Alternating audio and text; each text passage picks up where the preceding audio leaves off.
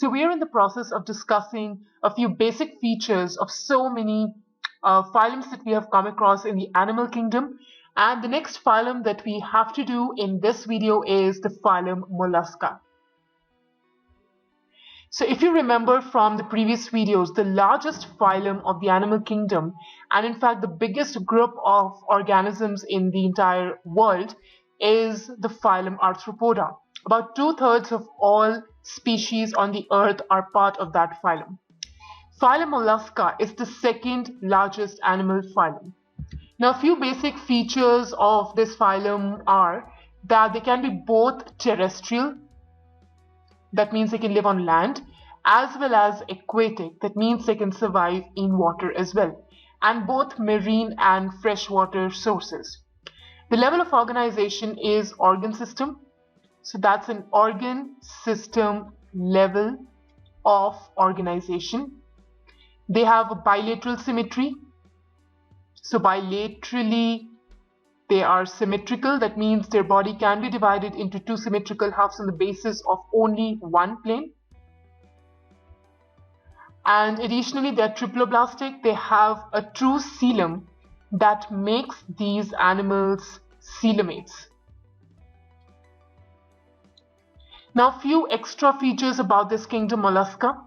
Their body is covered by a calcareous shell that contains a lot of calcium.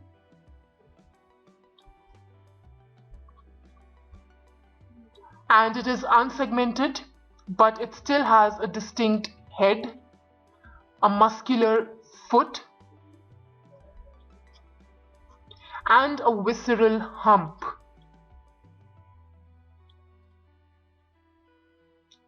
Plus, they have a soft and spongy layer of skin that forms a kind of a mantle over the hump. The mantle over this visceral hump contains soft and a spongy layer of skin. Now, the space between the hump and the mantle is called the mantle cavity. So the space between the hump and the mantle is called the mantle cavity, in which gills are present. Gills are feather-like when you look at them.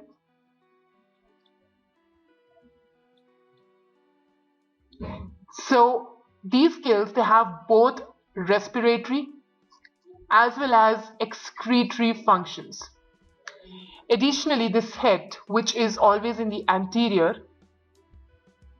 it has sensory tentacles. The most common example of this is a simple snail. Additionally, the mouth, it contains a file-like rasping organ called radula. That is the organ for feeding.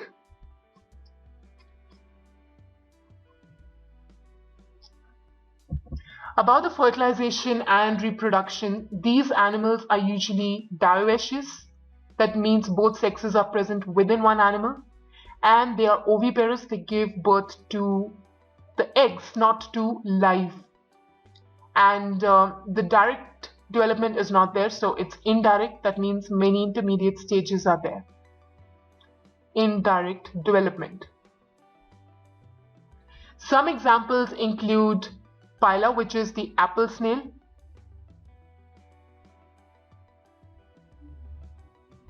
Another example is the pink tata, which is a pearl oyster, then octopus, squid, cuttlefish, tusk shell, chiton. All these are examples of phylum Mollusca. So let's quickly revise the basic features. First of all, they can be both terrestrial as well as aquatic.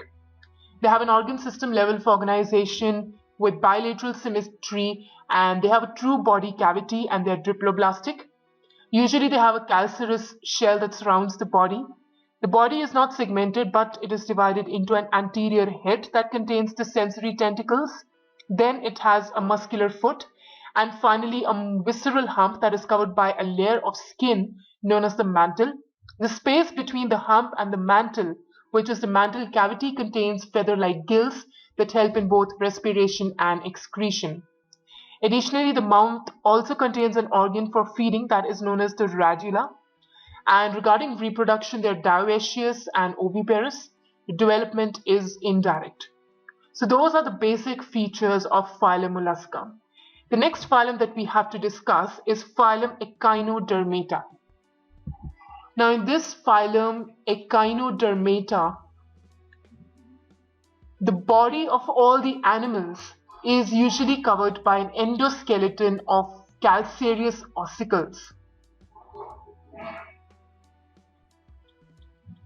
And that is why they get the name Echinodermata, that means spiny bodied. So all of these are marine. The level of organization is organ system level.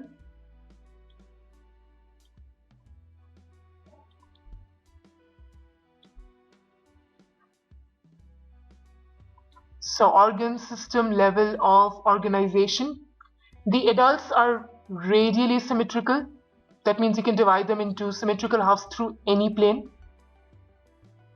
So radial symmetry is exhibited by the adults. But the larvae are bilaterally symmetrical. And do you know what is the most common example? It is going to be the starfish. Additionally, they are triploblastic and they contain a true coelom, so we can call them all coelomates. The digestive system, it contains a mouth on the lower ventral side,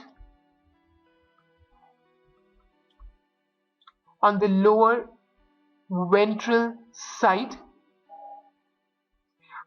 there is an anus on the upper dorsal side.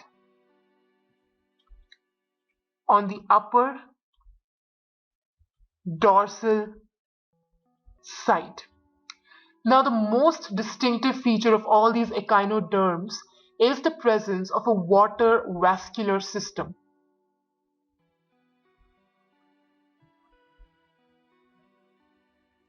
So water vascular system is present that helps in locomotion, that helps in capturing the prey, and even in the transport of food materials and respiration. And excretory system is absent. So excretory system is not present. Sexes are separate. And the reproduction is sexual.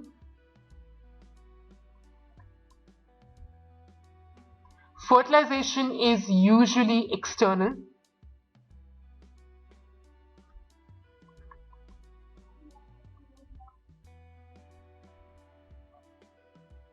And the development is indirect. So there is a stage of the larvae that are bilaterally symmetrical, not radially symmetrical. Some of the common examples of this include the common starfish that is known as Asterias.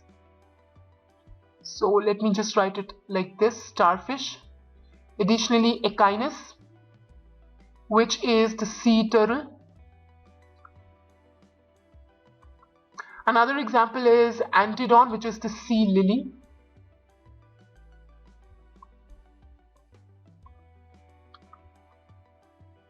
Then we have the sea cucumber, Cucumeria. And these are just some of the examples. Lots of other kinds of echinoderms are present as well. So let's just go through the common features of echinoderms. First of all, they have calcareous ossicles on them. All of them are marine. They have an organ system level of organization. The adults have radial symmetry and the larvae have bilateral symmetry. They're triploblastic and they have a true body cavity. The digestive system contains the mouth on the lower ventral side and the anus on the upper dorsal side. The water vascular system is present. Excretory system is not present. Sexes are separate, so sexual reproduction takes place. Usually the fertilization is external. Development is indirect and there is a larval stage. For example, Asterias. Other examples are Echinus, Antedon, and Cucumeria. So let's go ahead and study about the next phylum that we have, that is phylum Hemichordata. Now this phylum, which is Hemichordata, this was earlier placed under, it was placed as a subphylum under the phylum Chordata, but now it is placed as a separate phylum under non-Chordata. So let's go ahead and study a little bit more about Hemichordata. The first thing is that this phylum consists of a small group of worm-like marine animals. So it's a small group of worm-like animals. They have an organ system level of organization.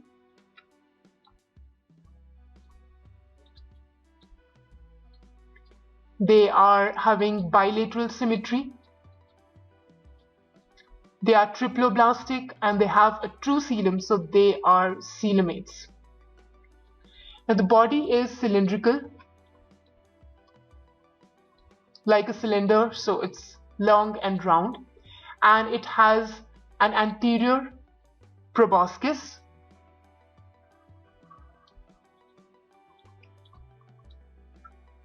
then it has a collar and a long trunk. So these are the three parts of the body of Hemichordate. Circulatory system is open.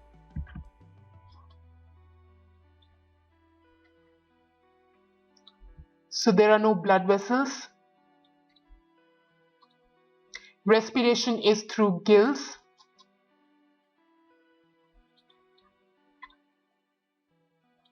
Excretion is through proboscis gland.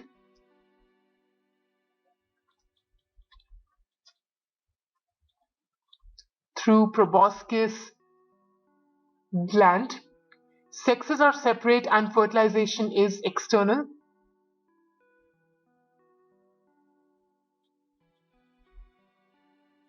Development is indirect. And some of the examples are Belanoglossus,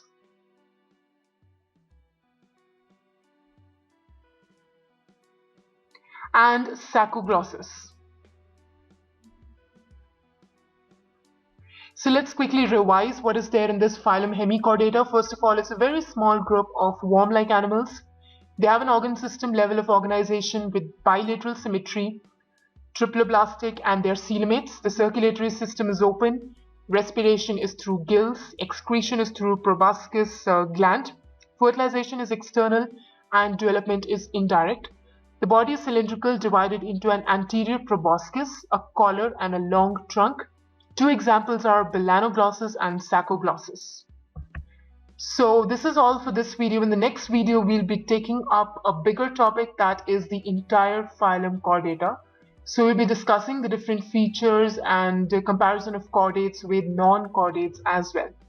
So that is all for this video. Thank you so much for watching this.